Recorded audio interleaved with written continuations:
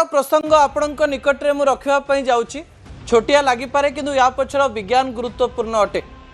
Cancer को treat करुवा एवं cancer centre रे रहुतबा डॉक्टर कृष्णा जो तथ्य रखिंट एवं नोबेल प्राइज पाइथिबा जने वैज्ञानिकंक ठारू से जो तथ्य आनिचंती से तथ्य उपरे ए तृतीय प्रसंग मु आपणक निकट रखिबी। तृतीय प्रसंग टीवी स्क्रीन को आडिबा पई अनुरोध करिवि दर्शक बंधु। कैंसर रोकिबो घोल दही काईकि मु ए कथा कहूची डॉक्टर कृष्णांकर कहवा कथा जे डॉक्टर ओटो वारबर्ग आउ थरे कहि रखिबी डॉक्टर ओटो वारबर्ग गोटे बड़ तथ्य सामना को आनिथिले लोक मानकर जो तथ्य पाई से नोबेल प्राइज भी पाइथिले। विजुअल उपरे आपनकर दृष्टि आकर्षण कर दवा पाई चाहिबी।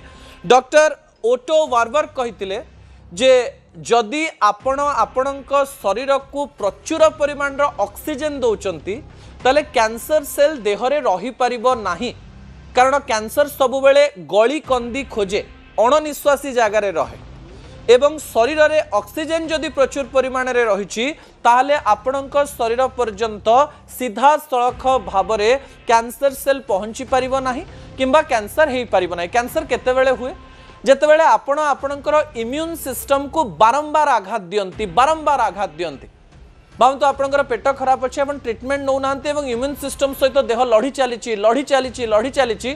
शेष में से जीति जाउची एवं जीति जीवा फल इम्यून सिस्टम हारी जाउची एवं सेई जगह इन्फ्लामेशन होची एवं कैंसर होची। सेइथि पई आम पूर्वपुरुष माने आम खाद्य सहित आचार रखि थांती फर्मेंटेड फूड बा पखाळ भात बा पखाळ दही कथा कहिसंती एवं खाद्य रे जेकोसी राज्य को जानतो आपण इंडिया रे खाद्य सहित दही छाछ थिबो किंबा जाको घोल दही कहूचे थिबो किंबा साधारण दही थिबो किंबा रायता थिबो एवं जो माने विश्व रे मध्य बिरयानी खांती आपण देखिबे ता सहित रायता थाए किंबा बटर मिल्क थाए बा घोल दही थाए। डॉक्टर कृष्णांकर कहवा कथा हेउची शरीरर प्रत्येक रोग सहित पेट जड़ित गट हेल्थ जदि आपणकर भल अच्छी ताले आपणकर शरीर संपूर्ण सुस्थ रही।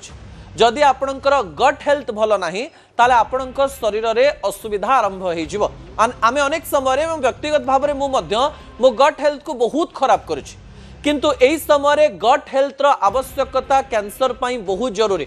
आपणकर पेटर हेल्थ जदि भल नाही आपणकर शरीर 70% इम्यून सिस्टम खराब हो जाउछि एवं एहा को भल किए करिवो ताहा हेउछि घोल दही। दर्शक बंधु जो थरे लंका गुंड पड़ी नथिबो घोल दही एवं साधारण दही हेउछि विश्वर सबुठारु बड़ एवं बिगेस्ट प्रोबायोटिक ए शब्द आपण सुनिथिबे जो प्रोबायोटिक शरीर में गुड बैक्टीरिया को तैयारी करी गट हेल्थ को भल रखि थाए। जड़े व्यक्ति जदि प्रतिदिन थरे थरे घोल दही पिउछि एवं खाद्य रे दही व्यवहार करुछि प्रोबायोटिक प्रचुर परिमाण में रहिबा सहित पेट एवं मन संपूर्ण भल रहिबो। ता सहित प्रोबायोटिक शरीर में इन्फ्लामेशन करबा पई दिए नाही शरीर को प्रचुर परिमाण में ऑक्सीजन दे थाए एवं शरीर विभिन्न स्थान में इन्फ्लामेशन हुए नाही। कैंसर सबुठारु बड़ कारण हेउछि मुंड एवं पेट। जदि आपणकर मुंड भल नाही बा मन भल नाही आपण स्ट्रेस रे अछंती बारंबार स्ट्रेस रे अछंती ता द्वारा आपणकर गट बा पेट हेल्थ भी खराब होची। पेट और मुंड कनेक्टेड आपन को जेतेबेले देखिबे डर लागुथुबो कि एंजाइटी होतुबो सेतेबेले देखिबे आपणकर पेट गुडगुड हबो पेट रे समस्या देखिबा पई मिलिबो एवं पेटर बारंबार समस्या भविष्यत रे बड़ रोग नहीं आसे जो रोग को आमे कैंसर को किंतु एई समय आपण जदि प्रतिदिन घोल दही व्यवहार करूचंती खाली दही व्यवहार करूचंती आपण जदि मझिरे मझिरे दही पखाळ बा फर्मेंटेड राइस व्यवहार करूचंती तले आपणक शरीर रे इन्फ्लामेशन रो परिमाण प्राय 40-50% कमी जिवो। दर्शक बंधु दही समस्ते खांती किंतु प्रतिदिन व्यवहार आपण को बहुत सुस्थ रखियो जो मानकर आस्थमा रही बहुत ठंडा रही से माने मझिरे मझिरे व्यवहार करि परिबे किमा अन्य माने सबुदिन दहीर व्यवहार करि परिबे। या ठरो बेस्ट जिंस आपण पाई परिबे नाही। दर्शक बंधु असल कथा